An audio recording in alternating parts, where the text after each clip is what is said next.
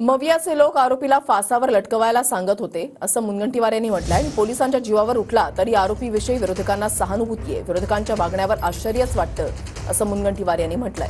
तर जरांगेंवरून लक्ष विचलित करण्याचा सरकारचा उद्देश असल्याचं संजय राऊतांनी म्हटलेलं आहे। आरोपीनं आत्महत्या केल्याचं आधी सांगितलं गेलं होतं, काय खोटं बोलायचं हे मंत्रिमंडळ बैठकीमध्ये आधी ठरवा अशा शब्दात राऊतांनी टीका केली आहे। महाविकास आघाडीचे लोक सांगत होते फासावर अटकवलं पाहिजे, न्यायदानाच्या प्रक्रियेला उशीर होतो। आता तेच लोक पोलिसांच्या जीवावर एखादा आरोपी गुन्हेगार पोलिसांच्या जीवावर उठला त्याच्याबद्दल सहानुभूती दाखवत आहे। मला तर कधी कधी या राजकीय नेत्यांच्या वागण्याचं एक आश्चर्यच वाटतं।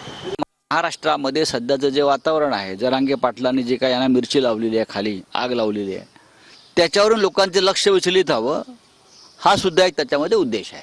आधी म्हटलं आत्महत्या केली, पोलिसांच्या कमरेवरची बंदूक खेचून कोणी आत्महत्या करतो का? त्याचे हात बांधलेले आहेत। नंतर 15 मिनिटांनी पत्रक आलं, नाही त्याचं एन्काउंटर केलं। आधी काय खोटं बोलायचं ते ठरवा। तुम्ही रोज खोटं बोलताय खरं आहे, पण या प्रकरणात नक्की तुम्हाला काय खोटं बोलायचं आहे हे कॅबिनेटमध्ये ठरवा।